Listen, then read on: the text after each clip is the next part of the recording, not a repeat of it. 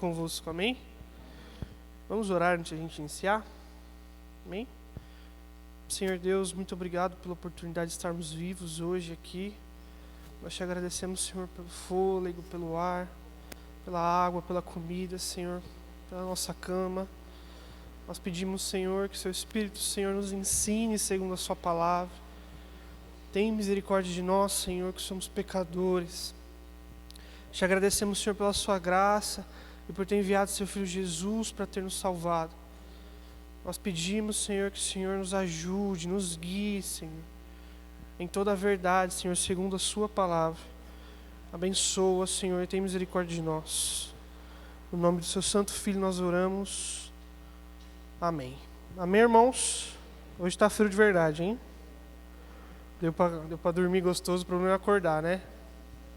Amém. Nós continuamos com a nossa exposição do livro de Romanos. Lembrando que Romanos é uma carta de Paulo à igreja de Roma, a qual ele não fundou, mas foi fundada por cristãos judeus, que muito provavelmente se converteram no dia de Pentecostes, naquela pregação de Pedro, famosa pregação. Eles voltam a Roma, fundam essa igreja. Essa igreja começa a angariar membros, sejam eles judeus ou gentios. Por decisão do imperador, não lembro o nome dele agora, me perdoem, mas ele assina exílio a judeus e todo judeu de Roma tem que ir embora, expulso da cidade. Então o número de gentios daquela igreja começa a crescer e a sua liderança também. E agora os judeus voltam depois de um tempo, depois que aquele imperador morre, com ele morre esse decreto de exílio. Os judeus voltam para essa cidade e agora eles estão tendo alguns problemas pastorais entre judeus e gentios. A intenção de Paulo são 3, como a gente falou antes. Estou só recapitulando a introdução do livro de Romanos, tá? A primeira intenção de Paulo é justamente se apresentar e apresentar para aquele povo que ele não conhece, ele não fundou aquela igreja. E também desmentir algumas falácias que estavam sendo levantadas contra Paulo e o evangelho que ele pregava. A segunda intenção é justamente fortalecer uma igreja mais para o lado da Europa. Paulo já tinha feito cerca de 3 missões missionárias, 3 viagens missionárias durante toda a Ásia. Tinha fundado uma igreja em cada cidade que ele passou. Ele não via mais campo missionário para o lado da Ásia, ele queria ir para a Espanha, mas para isso ele precisava de uma base forte, uma igreja em Roma. Por isso a intenção dessa carta. E a terceira é justamente aquilo que eu disse. Roma estava passando por um problema de convívio, um problema de comunhão entre judeus e gentios. Os judeus que voltaram do exílio estavam reivindicando a liderança da igreja, enquanto os gentios falavam, peraí, a gente também é da igreja, a gente estava aqui enquanto vocês estavam fora. Então são esses 3 motivos que Paulo escreve essa carta. A gente já, semana passada a gente falou do ápice da carta, que é o capítulo 8 de Romanos. É o ponto alto da carta de Romanos. Paulo escreve muito bem, a gente viu com o Lucas semana passada, e com certeza o capítulo 8 de Romanos é precioso, né? A Bíblia toda é preciosa, mas no mínimo o capítulo 8 de Romanos é diferente para a gente. Então, como eu falei, o livro de Romanos é sobre o evangelho pregado por Paulo, ou seja, o livro de Romanos é sobre o evangelho, sobre a salvação, sobre a justificação. E a gente tem que ter sempre em mente lembrar que o contexto que Paulo quer trazer para esses irmãos de Roma é que a salvação é por meio da fé e a insuficiência de nossas obras diante de Deus. Paulo, ele escreve o capítulo 8, como eu disse, é o ápice. Ele estava argumentando desde o capítulo 1 sobre como todo ser humano é caído, como todo ser humano deseja o pecado e, em sua natureza, sem Cristo, é escravo dele.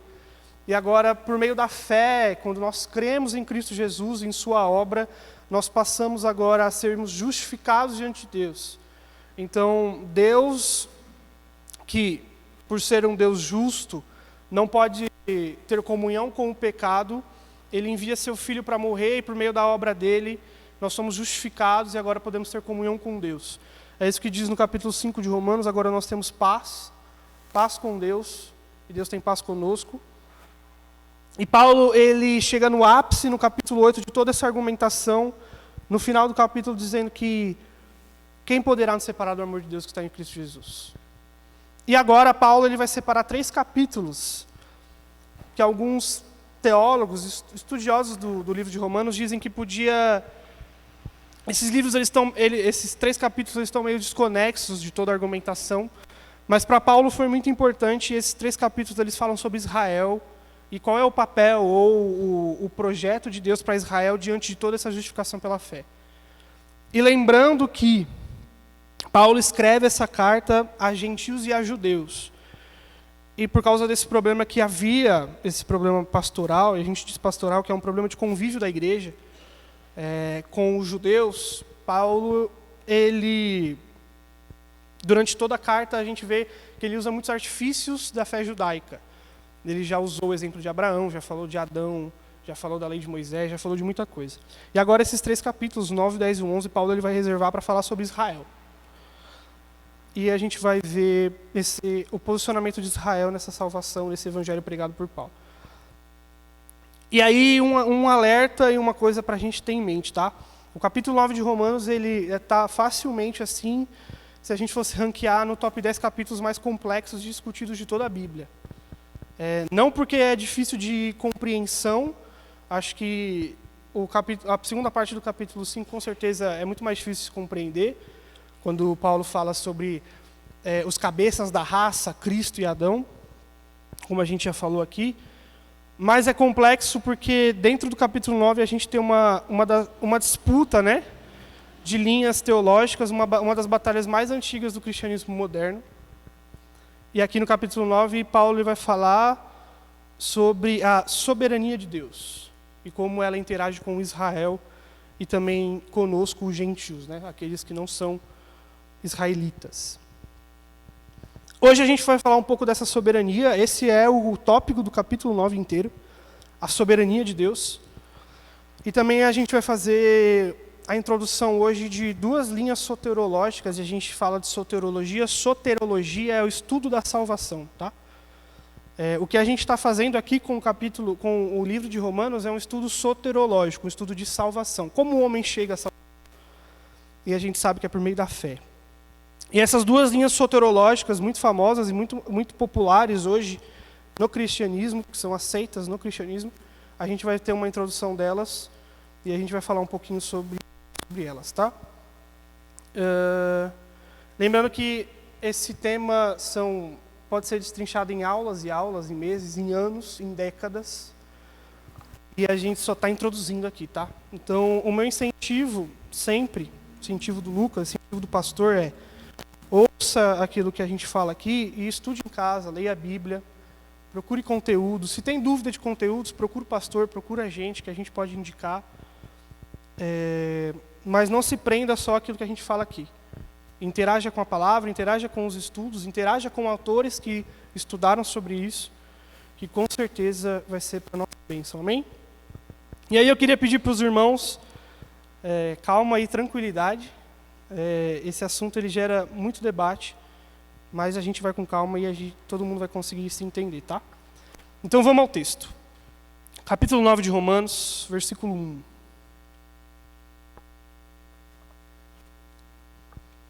Capítulo 9 de Romanos, versículo 1 diz: Digo a verdade em Cristo, não minto. A minha consciência o confirma no Espírito Santo. Tenho grande tristeza e constante angústia no coração, pois eu mesmo desejaria ser amaldiçoado, separado de Cristo por amor dos meus irmãos, os do meu povo, o povo de Israel.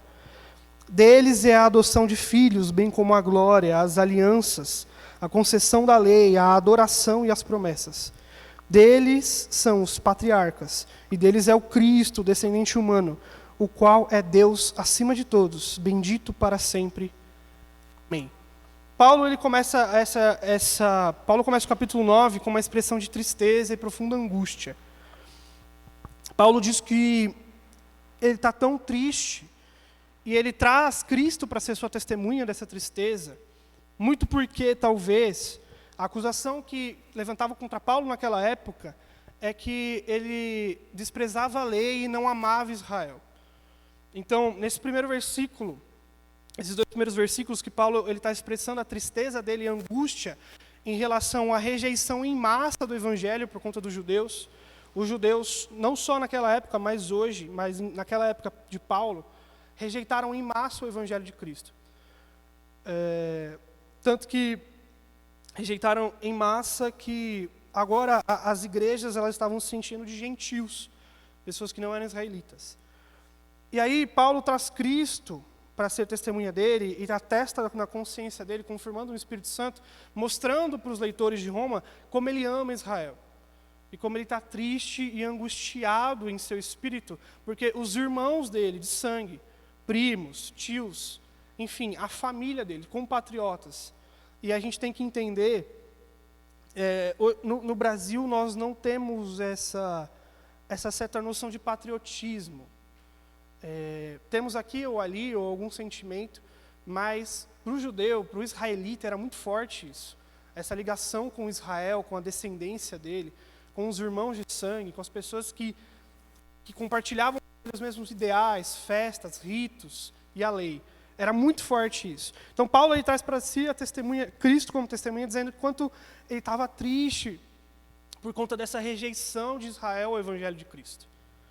Israel, no início, lá no tempo de Paulo, no início da igreja, e não só no início da igreja, mas nós vemos hoje, Israel como um todo, eu digo nação, os israelitas rejeitam o evangelho de Jesus Cristo.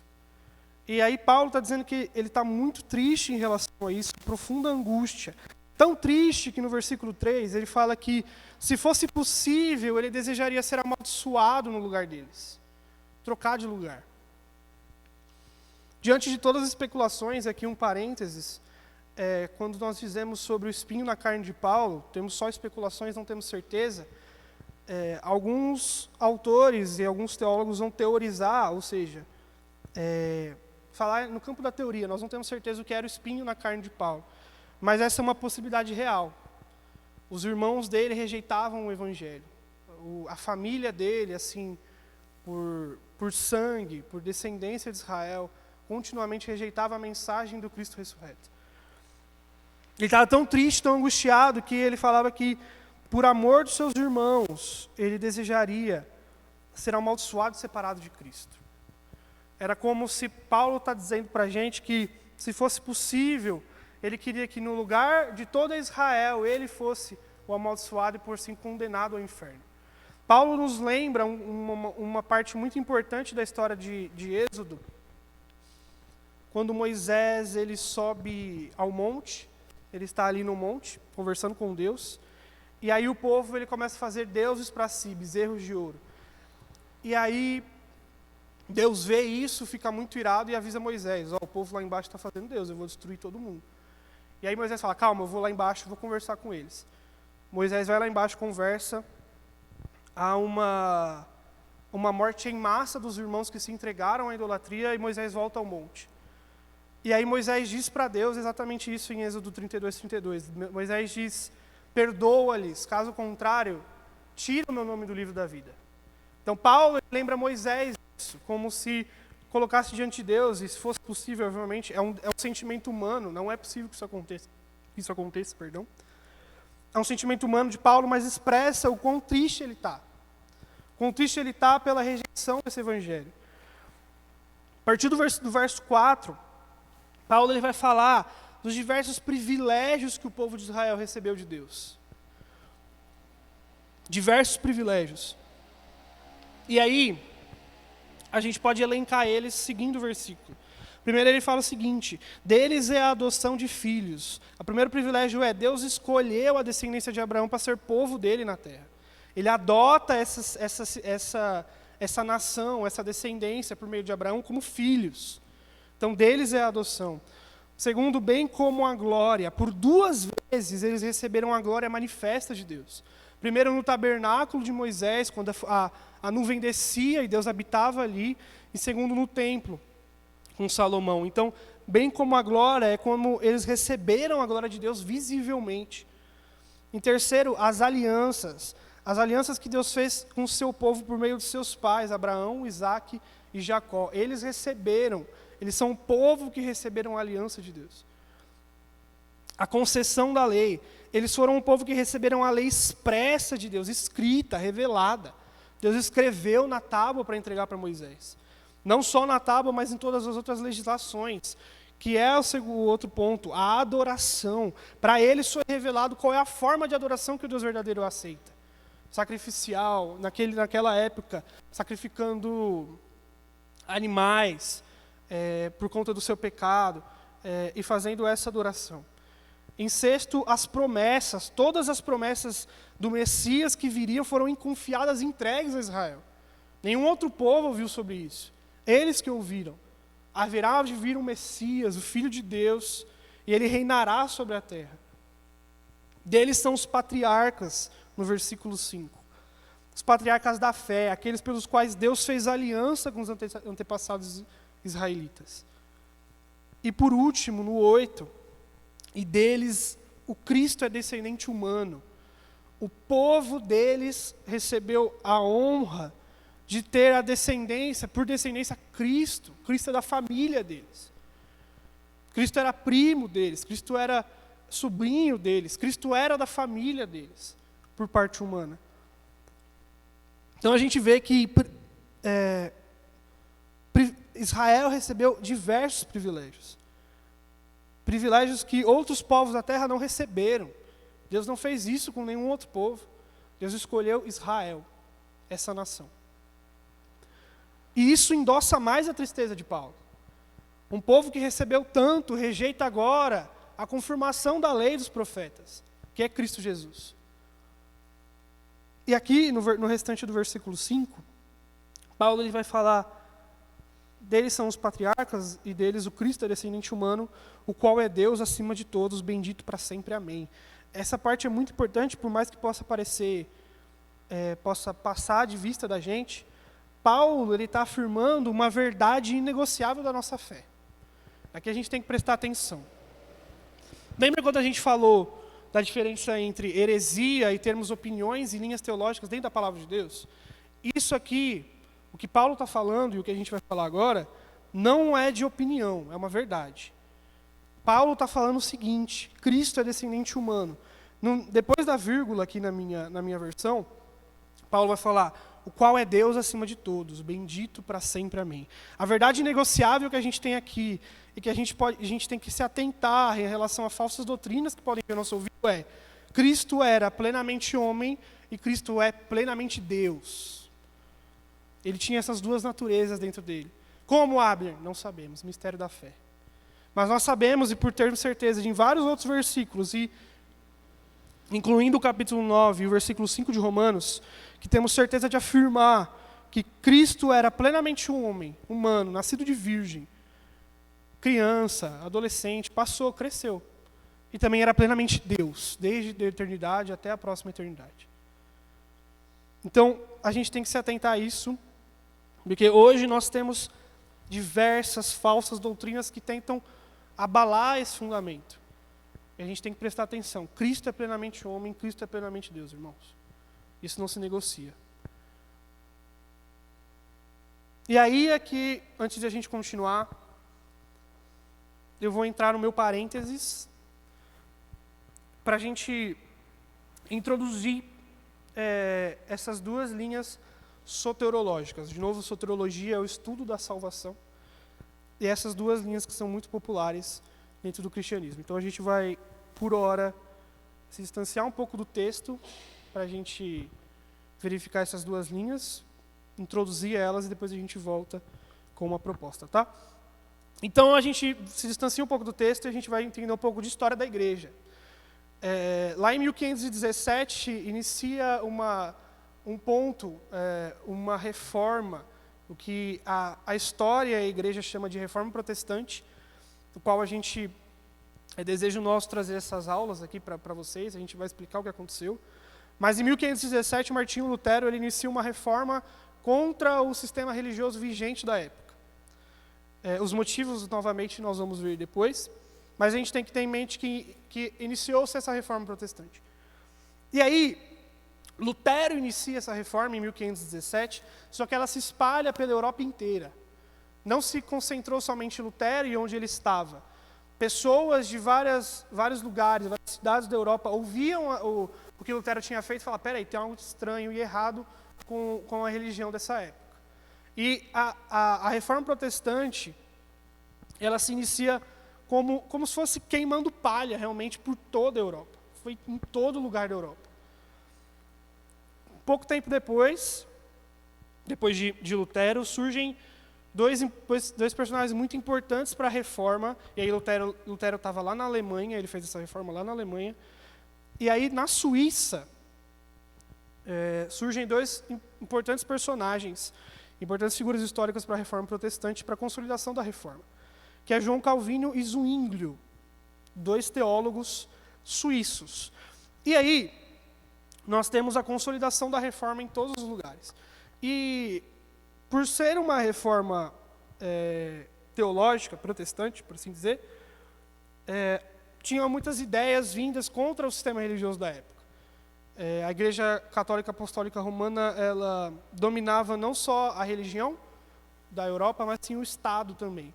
O Papa escolhia o rei e era a palavra final sobre tudo.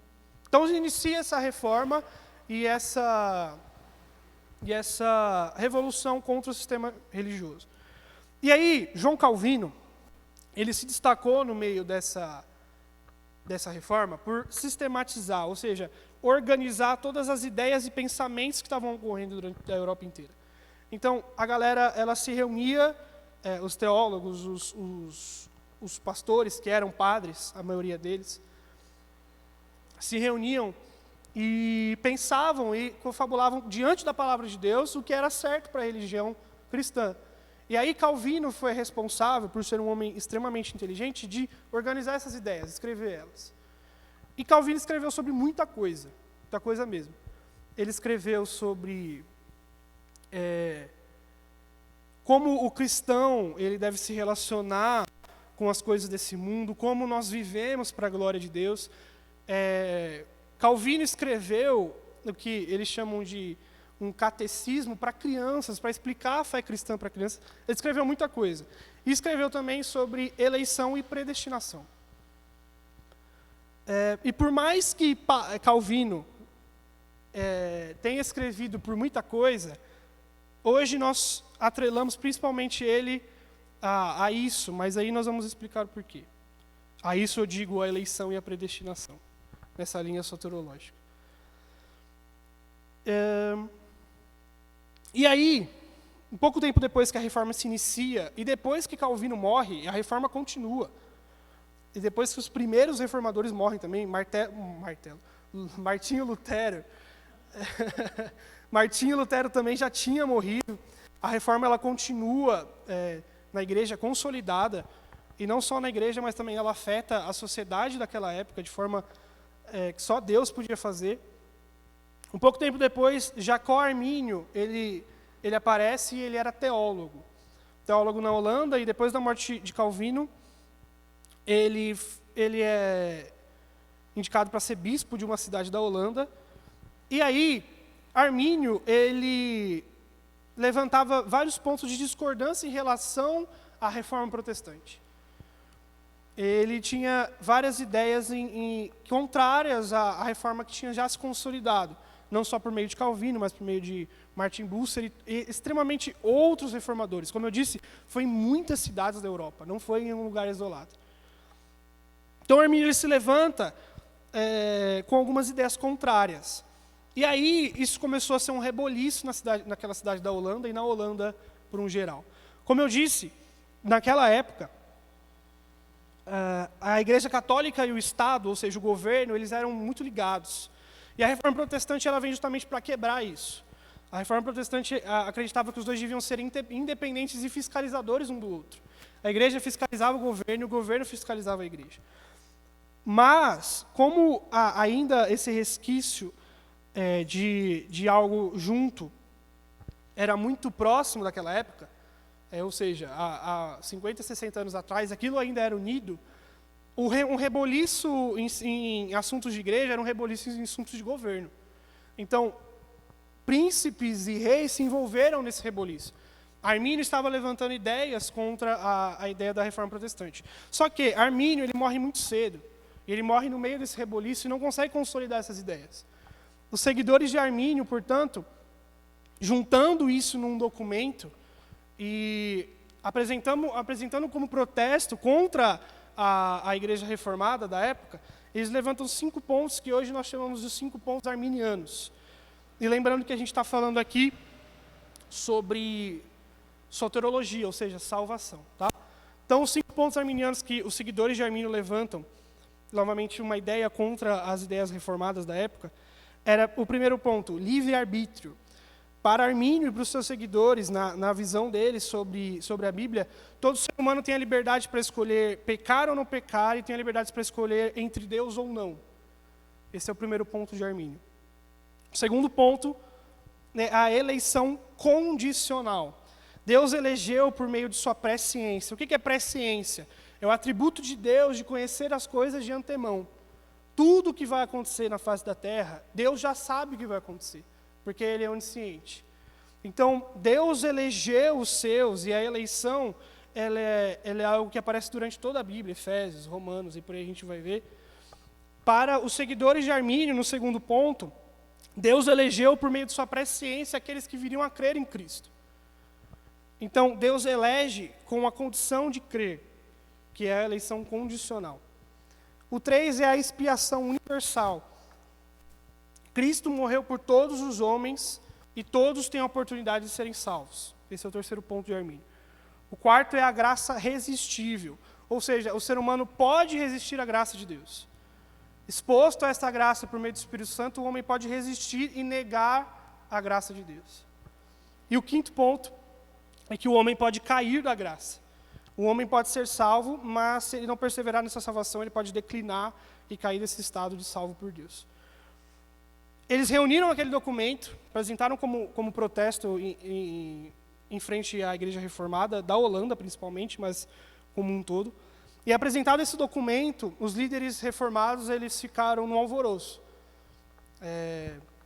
Isso não podia acontecer.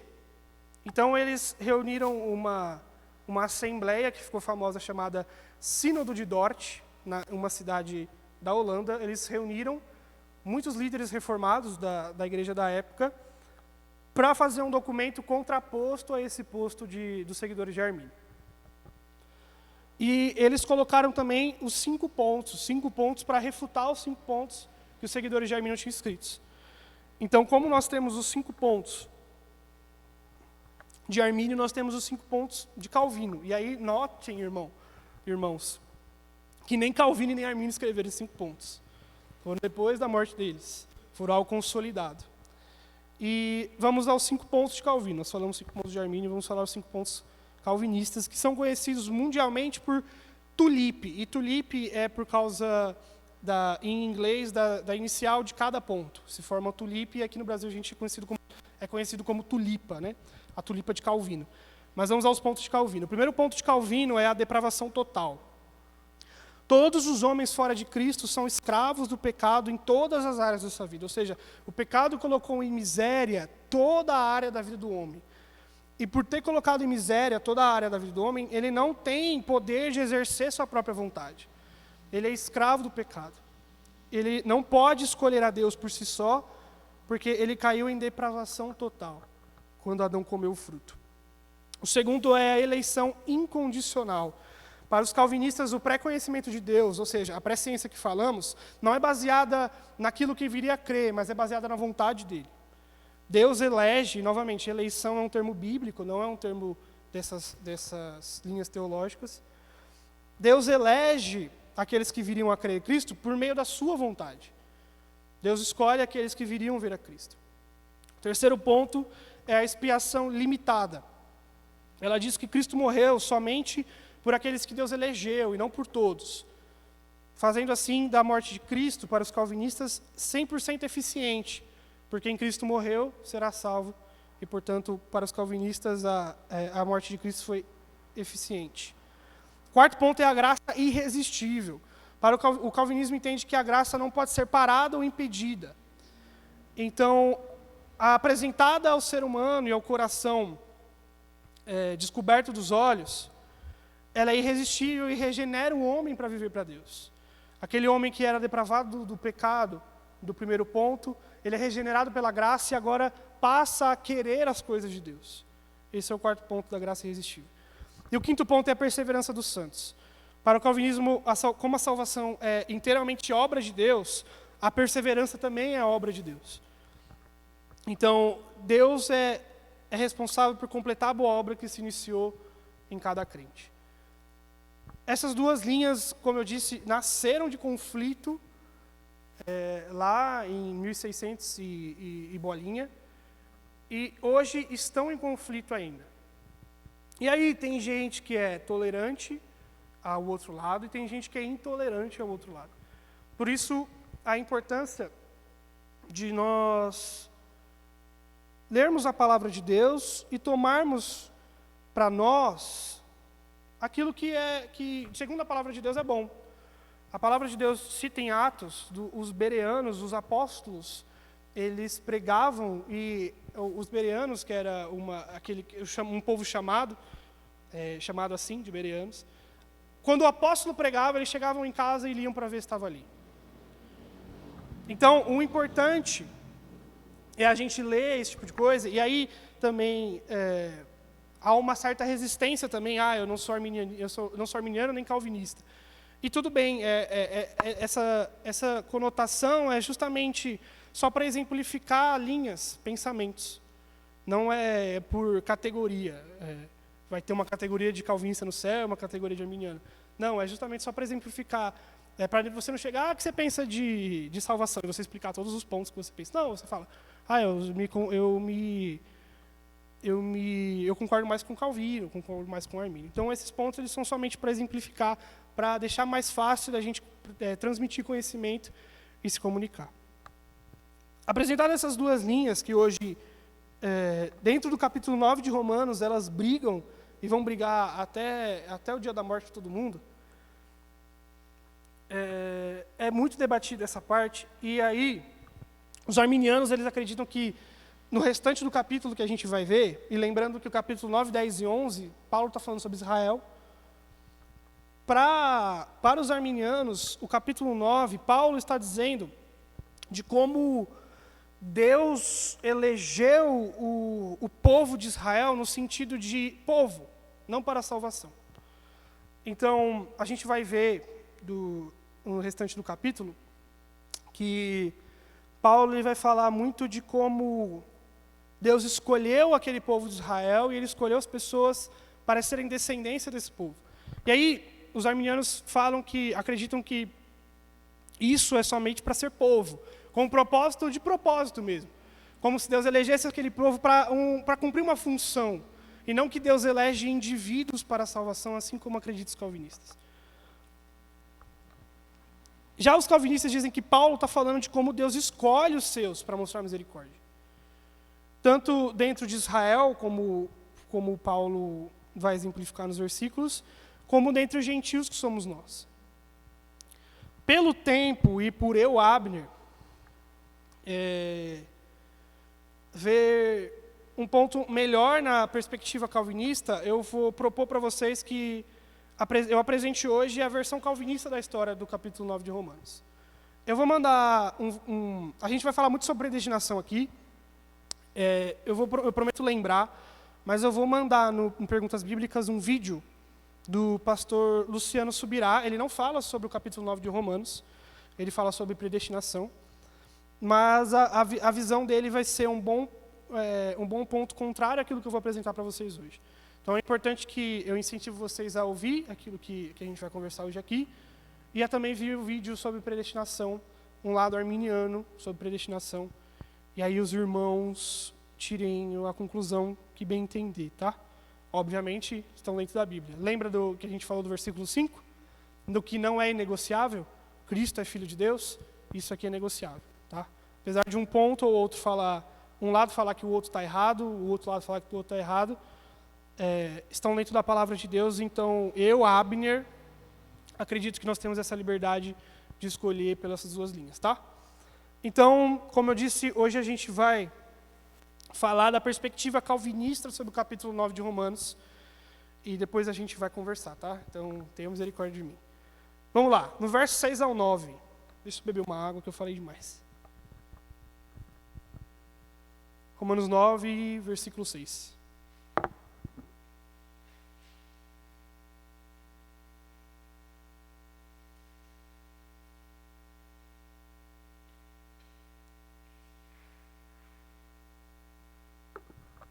Romanos 9, versículo 6. Não que a palavra de Deus tenha falhado, pois nem todos são descendentes de Israel, são Israel. Nem por serem descendentes de Abraão, são todos filhos de Abraão. Ao contrário, porque em Isaque está a sua descendência será considerada. Em outras palavras, não são os filhos naturais que são filhos de Deus, mas os filhos da promessa que são considerados descendência de Abraão. Pois assim a promessa foi feita, no tempo devido, virei novamente e Sara terá um filho. Paulo ele vai defender a promessa de Deus a Israel diante da rejeição desse evangelho. Lembra que a gente falou lá depois, antes dos parênteses, que Paulo estava muito triste porque em massa, os judeus, em sua maioria, óbvio que alguns estavam sendo convertidos e vindo à fé, a Cristo Jesus e ao evangelho, houve uma rejeição em massa por parte de Israel a esse evangelho. E aí a dúvida que pode ficar nessa rejeição é, e a promessa de Deus com aquele povo? O que rolou? Se aquele povo não está aceitando o evangelho da maneira que devia aceitar, a aliança que Deus fez com aquele povo se quebrou, se perdeu, o que aconteceu? E Paulo, prevendo já esse tipo de pensamento que pode vir ao leitor de Romanos naquela época e hoje, ele defende a promessa de Deus e a palavra de Deus. Ele vai dizer para a gente que a palavra de Deus, na verdade, não falhou, porque as promessas reservadas à descendência de Abraão, elas não são passadas por genética de pai para filho. É muito do que Paulo ele traz no argumento do capítulo 2 de Romanos. A salvação ela não se passa de pai para filho porque eu sou judeu. Se eu sou judeu e eu tenho um filho judeu e aquele meu filho está garantido de salvação, não, porque a salvação é por meio da fé. Então, Paulo está dizendo para a gente que as promessas de Deus para Abraão e para aquele povo, elas não são passadas de pai para filho. Por quê? E ele vai usar esses dois exemplos. O primeiro exemplo é Isaque e Ismael. A gente lembra da história de Abraão. Abraão e sua mulher Sara eram muito velhos e Deus tinha já prometido que por meio deles ele faria uma descendência e ele ganharia uma terra. Sara, ela vê que ela está ficando muito avançada em idade e ela oferece a serva dela, a Agar, para que Abraão se deite. Abraão aceita, se deita com ela engravida de Ismael. Depois de ela engravidar de Ismael, Deus vem a Abraão falando, não, a sua descendência virá através de Sara. Ela será a portadora da promessa dessa descendência numerosa. Então, o primeiro exemplo que Paulo traz para falar, a promessa não é passada de genética, é que a promessa não foi passada a Ismael, o primogênito de Abraão. Foi passada a Isaque, o filho da promessa. Então, no tempo devido, Deus vem e a história é engraçada. Deus diz a Abraão que Sara terá um filho, e Sara ri ouvindo aquilo. E aí Deus sabe que ela riu e fala, porque você riu, o nome dele vai ser Isaque. Aí ela até mente, ela fala, não ri não. Ela falou, riu sim, eu vi. E depois de um tempo, Sara engravida de Isaque. E Isaque é gerado o filho da promessa. Então o primeiro exemplo que Paulo traz para a gente como argumento, de que essa promessa não é passada de genética, sabe? De eu tenho um filho, é passado para ele.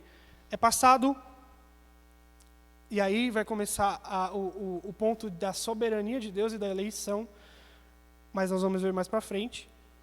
É passado para Isaque, porque ele é o filho da promessa. O segundo exemplo é logo em seguida. E nós vamos ver do verso 10 ao 13. E aí a gente tem que se segurar na cadeira, tá, irmãos? Não taquem pedras em mim, por favor. Versículo 10 do capítulo 9 de Romanos. Não somente isso, mas também os filhos de Rebeca tiveram o mesmo pai, o nosso pai Isaque.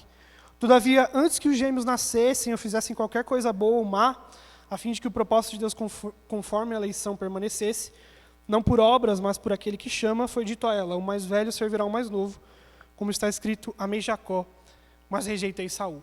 Qual que é o segundo exemplo que Paulo traz para falar isso? Nem todo israelita é filho de Abraão. o exemplo que ele traz, o exemplo que ele traz são os filhos de Rebeca e Isaac. Rebeca era estéril, Isaac ora a Deus para que ele tenha filhos, e esses filhos vêm em dobro. São gêmeos dentro do ventre de Rebeca. E aí, Paulo está falando, e aí ele vai citar Malaquias, se eu não me engano, capítulo 1, versículo 2, se eu não me engano. Ele vai citar que, conforme a eleição de Deus, ou seja, novamente eu estou expondo para vocês uma versão calvinista da interpretação de Romanos. Conforme a eleição de Deus, incondicional, segundo o seu próprio desejo, ele escolhe Jacó para ser herdeiro da promessa de Isaac, não Esaú. A palavra rejeitar aqui, em algumas outras traduções está odiou Esaú. Não é que Deus odiou Esaú, sabe? Teve raiva de Esaú. A palavra aqui ela tem conotação de preferiu. Deus preferiu a Jacó a Esaú. E aí, até aqui tudo certo nas duas versões, né? Calvinista e arminiana. Paulo ele ainda não falou sobre justificação, nem sobre salvação. Paulo está falando de como Deus executa o plano dele sobre a terra. E aí, o ponto é uma coisa que os dois concordam, que as duas linhas que debatem esse capítulo, é que Deus é soberano. Isso eles concordam. Deus faz o que bem entender. Deus faz o que bem entender porque Ele é Senhor de todas as coisas. E até aqui, nas duas visões, está tudo certo. Deus escolhe Jacó. O problema, e aí o embate, ele se segue a seguir. Eu tenho que correr porque estou atrasado. No versículo 14 ao 18, Paulo vai falar assim: então, que diremos? Acaso Deus é injusto? De maneira nenhuma. Pois ele diz a Moisés: terei misericórdia de quem eu quiser ter misericórdia, e terei compaixão de quem eu quiser ter compaixão. Portanto, isso não depende do desejo nem do esforço humano, mas da misericórdia de Deus. Porque a Escritura diz ao faraó: eu o levantei exatamente com este propósito, mostrar em você o meu poder e para o meu nome seja proclamado em toda a terra. Portanto, Deus tem misericórdia de quem Ele quer e endurece a quem quer. Aqui a gente tem a ruptura dos dois pensamentos, porque para os calvinistas, para a versão calvinista da interpretação, Paulo ele introduz aqui a salvação falando de misericórdia. Ele já antecipa uma pergunta que pode vir para a cabeça do leitor, se Deus escolheu a Jacó ao invés de Esaú, como afirma a Bíblia, Deus foi injusto com Esaú? De maneira nenhuma. Qual é o argumento de Paulo? Deus mostra a misericórdia porque Ele quer. E Deus endurece o coração de quem Ele quiser. O ponto do capítulo 9 de Romanos, seja alguns concordando com uma visão ou outra da interpretação possível disso, novamente, é sobre a soberania de Deus. Independente de qual seja a nossa opinião, e aí, novamente, nós nunca vamos chegar em vida numa verdade, essa é a minha opinião do Abner, porque nós somos humanos e limitados o suficiente para não entendermos Deus completamente. Então, para mim, nenhuma das duas linhas consegue aprisionar Deus, certo? Por quê? Porque Deus é soberano. E aí o ponto do capítulo 9, e aí eu acredito que Paulo está deixando entender, não só para os leitores de agora, mas para a gente, como Deus, Ele não está sujeito à nossa vontade. Deus está sujeito à vontade dEle. E aí o exemplo que Paulo traz para falar que não é injusto que Deus rejeite Esaú, e aí agora essa rejeição, ela toma a proporção de escolher para a salvação. Quando Paulo cita o capítulo 33 de Êxodo, versículo 19, falando que Deus fala a Moisés que ele teria misericórdia de quem ele quer e ter compaixão de quem ele quer, Paulo está falando que Deus escolheu a Jacó para ser herdeiro dessa promessa, descendente de Cristo, e portanto justificado diante de Deus, porque Ele quer fazer isso. É desejo de Deus mostrar compaixão a Jacó. E aí Paulo ele ainda vai mais profundo no exemplo da época de Moisés e fala do faraó. Nós lembramos da história, Deus se apresenta a Moisés e diz: vai libertar meu povo. Moisés chega diante do faraó e pede para que o povo seja liberto, E a palavra de Deus diz que a palavra de Deus diz duas coisas, que Deus endureceu o coração de Faraó e Faraó endurecia cada vez mais seu coração para isso. O exemplo de Paulo aqui é para dizer que, da mesma forma que Deus mostra misericórdia para quem Ele quer, Ele pode endurecer o coração de quem Ele quiser. E aí, novamente, e aí a gente vai ver mais para frente, com a próxima pergunta. Deus, Ele definitivamente não é refém da nossa vontade. Deus, Ele é refém dele mesmo. Ele faz aquilo que Ele bem entender. Seja você calvinista ou arminiano. O ponto de Paulo aqui, novamente, trazendo isso à tona, não se atenha somente nas duas visões soteriológicas que a gente apresentou aqui, se atenha que como nós devemos nos dobrar diante da vontade de Deus.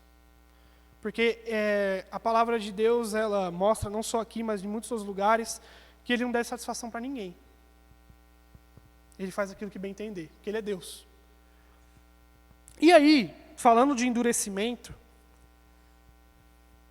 e aí falando já de justificação para os calvinistas, e não somente de eleição para um povo, no versículo 19, Paulo ele vai trazer outra pergunta que pode passar na cabeça do leitor. Ele vai falar, contudo, alguns de vocês me dirão, então por que Deus ainda nos culpa? Pois quem resiste à sua vontade? Então, Paulo ele apresentou o argumento anterior de assim, Deus apresenta misericórdia para quem Ele quer, e Deus endurece o coração de quem Ele quiser, é isso que Ele faz. E aí a pergunta é, beleza, se Deus apresenta misericórdia para quem Ele quer, por que Ele ainda culpa as pessoas? Por que Ele ainda traz juízo e condenação? Se Ele não apresentou misericórdia para elas? E Paulo vai responder em duas respostas. A primeira é atacando um sentimento de blasfêmia que pode surgir no nosso coração. E o sentimento é, quem é Deus para fazer isso? A primeira resposta de Paulo é, mas quem é você, ó homem, para questionar Deus? Acaso aquilo que é formado pode dizer ao que formou, por que me fizeste assim? Não tem o oleiro autoridade sobre a argila para fazer do mesmo barro um vaso para propósitos especiais e outro para uso comum? Que Paulo está falando, e nessa primeira resposta, atacando esse sentimento blasfemo que pode surgir no coração do leitor, da gente, lendo isso numa perspectiva falando, se Deus escolhe quem quer, por que Ele nos culpa? Quem é Deus para fazer isso? E a resposta de Paulo é, Ele é o Criador de todas as coisas. E Ele faz aquilo que Ele bem entende com aquilo que Ele faz. É a mesma coisa e aí Paulo vai usar a figura do oleiro. O oleiro era algo muito comum naquela época em todas as cidades. Era um cara que ele fazia vasos. E aí ele fazia vasos, sejam vasos para uso honrosos, como Paulo vai dizer mais para frente, ou seja, pôr uma flor, carregar água para você beber, colocar comida para sua família, ou vasos para uso desonrosos, para lixo, ou seja, para fazer outra coisa.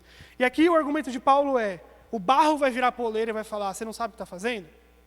Não, o barro é barro. Não tem como falar poleiro que ele não sabe o que ele está fazendo. Não tem como falar poleiro que, essa forma que você me colocou é ruim. Então, a primeira resposta de Paulo para esse sentimento que pode surgir dessa dúvida dele apresentando a misericórdia de Deus para quem Ele quer, é como Deus pode fazer isso? E a resposta é, Deus pode fazer o que quiser. Deus ele não tem rabo preso com ninguém. Deus é Deus. Essa é a primeira resposta de Paulo. A segunda, e aí dos versículos 22 a 24, Paulo ele vai, para os calvinistas novamente, Paulo ele vai ainda mais mostrar a eleição e a predestinação de Deus e a sua soberania. No versículo 22, e se Deus, querendo mostrar a sua ira e tornar conhecido o seu poder, suportou com grande paciência os vasos da sua ira, preparados para a destruição? Quer dizer, se Ele fez isso para tornar conhecidas as riquezas da sua glória, sobre os vasos da misericórdia, os quais previamente preparou para a glória, ou seja, a nós, a quem também chamou, não apenas dentre os judeus, mas também dentre os gentios. A segunda resposta que Paulo dá para as pessoas que dizem, por que Deus nos condena? E aí a resposta para isso, diante dessa interpretação, é um pouco indigesta para a gente. Por que Deus condena, então, aqueles que não mostram misericórdia? Porque Deus quer. Para a visão dessa interpretação, Paulo está dizendo aqui que Deus preparou esses vasos para a sua ira, suportando com paciência. Então, se Deus quiser, e aí é uma pergunta de Paulo, e se Deus quiser mostrar a ira de Deus, mostrar a sua ira contra o pecado, diante dessas pessoas que rumam, segundo sua vontade, para o inferno. E segundo sua vontade é a vontade do homem. E a gente viu no capítulo 1, no capítulo 2, que rejeitaram a Deus, vez após vez. Então, o ponto de... E aí, entrando no... Se a gente tem um embate entre arminiano e calvinista, dentro do calvinismo há embates também. Alguns dizem que há uma dupla predestinação dita aqui no capítulo 9 de Romanos. Qual é a dupla predestinação? Deus predestinou, ou seja, de antemão elegeu, convocou, colocou uns para a salvação e outros para a perdição. E há uma linha, e é a linha que é mais aceita por mim, Abner, novamente. Vamos pesquisar, irmãos. Vamos ler a Bíblia, vamos ler conteúdos bons sobre isso. É que todos nós, todo ser humano, ele já nasce nesse caminho para a perdição. Todo mundo está rumando para o inferno. Por quê? Porque Adão pecou. E ele passou isso para a gente. E nós nos rebelamos contra Deus dia após dia. A eleição de Deus aqui é tirando pessoas a quais ele elegeu desse caminho. Então, Paulo está falando assim, nessa linha, que Deus, se Deus quiser não mostrar a sua ira, não voltou essas pessoas para outro caminho, e deixou elas seguir o rumo que elas queriam seguir. Mas, na contrapartida, e se Deus para mostrar a sua ira fez isso, criou esses vasos para destruição, como o argumento de Paulo, se Deus, para mostrar a sua glória, criou vasos para misericórdia, para os quais ele dá aquele volta, todo mundo está arrumando ao inferno, ele pega a pessoa e faz, truque, vem para cá. E aí, Paulo está falando novamente, lembra que o contexto é Israel, o contexto é porque nem todos os israelitas acreditaram nesse evangelho, e o argumento de Paulo é, nem todos acreditaram, e ele vai dizer depois no capítulo 11, de como Deus pode ter endurecido o coração de Israel. Ele está dizendo porque Deus escolhe aqueles que ele salva. E aí ele não só abrange isso para Israel, como ele está dizendo até agora, mas no versículo 24 ele envolve aqueles de Roma. Ele diz, ou seja, a nós, a quem também chamou, não apenas dentre os judeus, mas também dentre os gentios. Então Paulo está falando o seguinte, diante disso, do panorama de Israel e do povo de Deus, quem é aqueles que herdam as promessas de Abraão, Paulo está falando, é aquele povo que Deus escolheu, não só entre os judeus, mas também entre gentios, aqueles que vieram a crer em Cristo. Então, fugindo um pouco dessa linha soterológica, Paulo está dizendo para a gente que descendente de Abraão verdadeiro não é só aquele que é judeu, mas se nós hoje cremos em Cristo, somos descendentes de Abraão. Porque não foi Ismael, filho, primogênito de Abraão, que foi herdeiro da promessa. Nem Esaú, porque Deus o rejeitou. Então, por Cristo, nós hoje somos descendentes de Abraão. E óbvio que a gente somos descendentes espirituais de Abraão. Então, nós somos também herdeiros da promessa dele. E a promessa essa que diz em Hebreus, que Abraão entendeu que Deus tinha prometido para ele não uma cidade terrena, mas uma cidade celestial. Então, por isso que a gente pode se apossar também dessa promessa, que um dia, onde nós pisaremos o novo céu e nova terra, será nosso e de Cristo. Nós seremos parte desse povo, mesmo não sendo descendência de Abraão. E aí, Paulo está falando isso também para os judeus, por quê? E ele vai falar um pouco mais para frente sobre pedra de tropeço. Mas por quê? Porque, como ele diz no capítulo 2, quem lembra, Paulo ele acusa os judeus em diversos simbolismos que os judeus tinham. A lei, a circuncisão. Ele fala assim, você é circuncidado, mas você não cumpre a lei de Deus. Você diz que conhece a lei de Deus, mas você rouba, você adultera.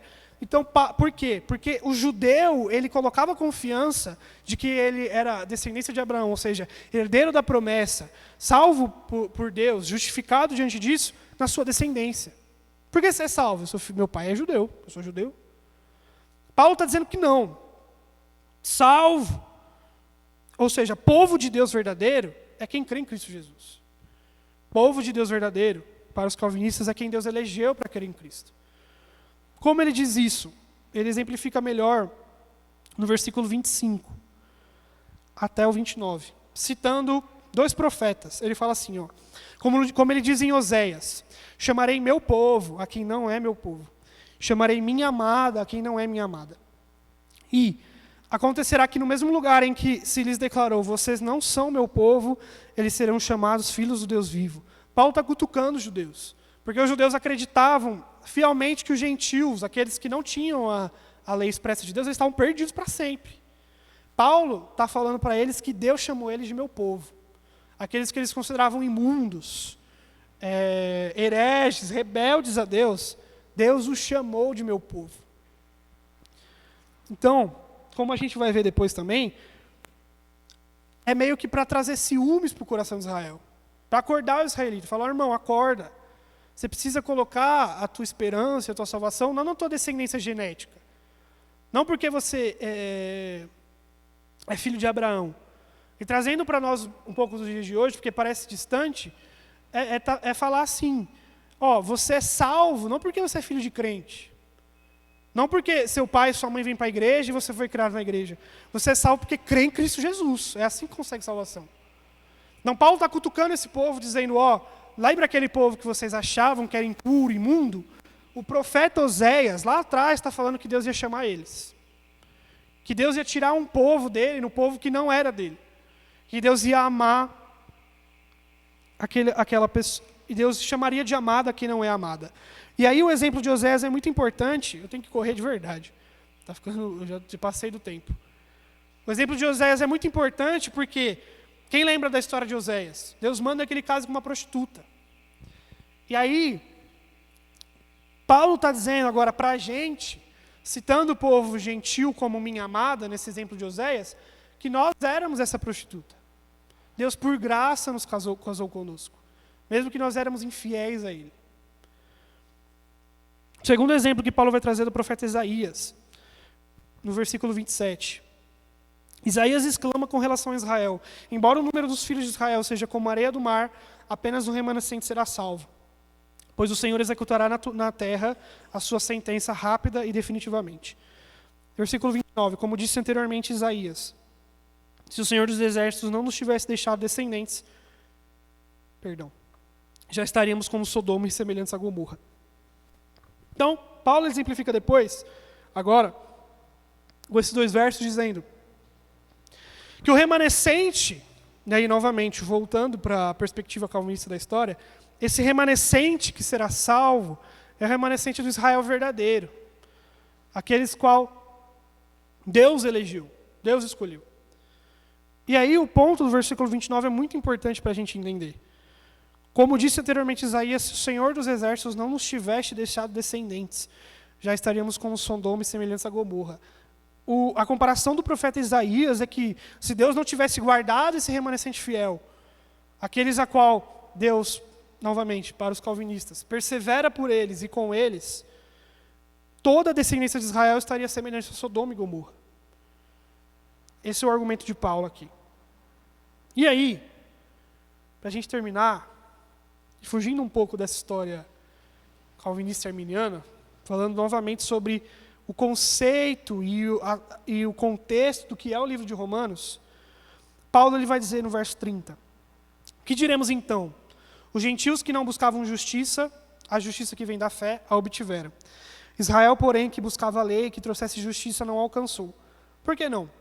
Porque não a buscava pela fé, mas como se fosse por obras.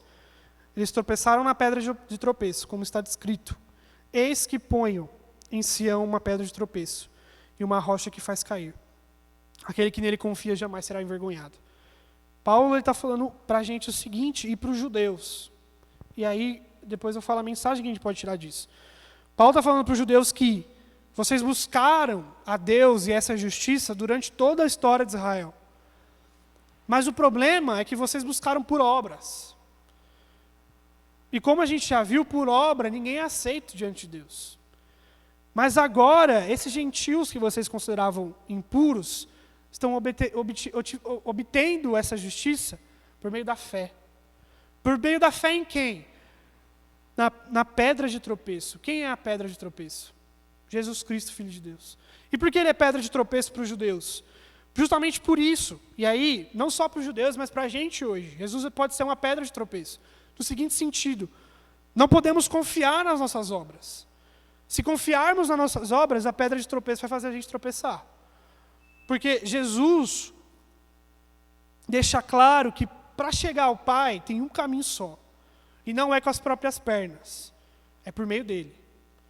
Para chegar ao Pai, não tem como fazer por merecer isso. E aí o judeu, que não era crente em Cristo, tinha muito isso no seu coração. Cumprir a lei vai agradar a Deus. Só que ele não conseguia cumprir a lei, como a gente viu. Mas a gente também viu no capítulo 8 que o que agrada a Deus é crer em Cristo, porque ele cumpriu a lei. E aí, para terminar mesmo, se a citação acabasse, de Isaías acabasse aqui, eis que põe em Sião uma pedra de tropeço e uma rocha que faz cair, era motivo de desespero, todo mundo ia tropeçar nisso. Só que a próxima é muito importante para a gente, a continuação do versículo. Aquele que nele confia jamais será envergonhado. Confie em Cristo para a salvação. Essa é a mensagem de Paulo em Romanos. Não confie na sua própria mão, nem no seu próprio esforço. Confie em Cristo, na obra dele. Quem confia nele jamais será envergonhado. Amém? Para a gente finalizar, apesar dessa discussão calvinista e arminiana, eu incentivo novamente. Vejam um vídeo sobre predestinação do Luciano Subirá, uma versão arminiana sobre isso. E também busquem conteúdos, se os irmãos... Eu incentivo, na verdade. Busquem conteúdos arminianos sobre o capítulo 9 de Romanos. Aqui foi apresentada uma visão calvinista. Mas apesar disso tudo, o ponto que a gente tirar são dois, como eu disse. Deus é soberano e faz o que bem entende. Seja para eleger um povo para o seu propósito, ou seja para eleger um povo para a sua salvação. E aqui o ponto é, nós precisamos nos dobrar diante da vontade de Deus. Seja ela qual for. Porque, quem lembra da história de Jó, Deus cutuca Jó e pergunta, onde você estava quando eu criei todas as coisas? É quase uma carteirada de Deus. Falando, cara, que eu nem te vi, estava criando o céu e a terra estava comigo? Não estava. Então Deus é soberano no seu intento e faz aquilo que bem entende. E é Senhor sobre todas as coisas. E a segunda é, como a gente viu agora, Cristo é digno de confiança. Não nossa mão, não nossa obra. É Ele quem garante vida eterna para a gente. Não nossa performance. Dito tudo isso, vamos abrir para perguntas rápidas, que eu acho que eu estourei meu tempo. Oi? Pode ir. Só beber uma água.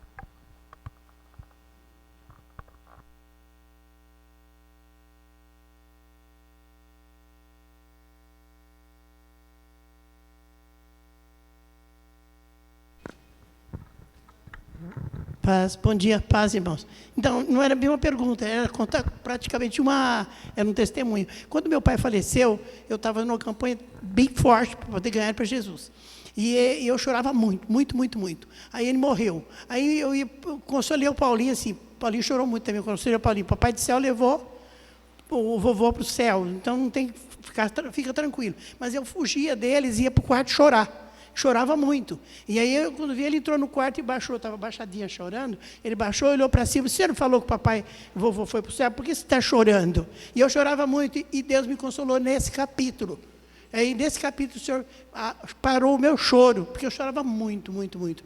Aí ele me parou, justo no versículo 25, quando ele falou que não era povo, seria chamado povo de Deus. Aí, então, Deus calou meu pranto, para a glória de Jesus. Amém? Amém. Mesmo sem entender, né? Glória a Deus.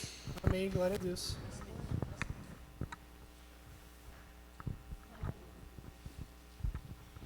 Bom dia, paz seja com todos. Então, assim, eu não entendo muito bem esse de calvinista, né? Mas eu me pego muito assim, porque Deus amou o mundo de tal maneira e deu seu Filho unigênito para que todos aquele que nele crê, então crê em Cristo, terá vida eterna. Então eu creio dessa forma, é um livre-arbítrio, né? Porque o Senhor morreu para todos, né? Então o ser humano que tem que decidir. O meu modo de pensar é esse. Perfeito. É uma visão arminiana e uma aceita pela palavra de Deus. Então tá tudo certo. Mais alguém?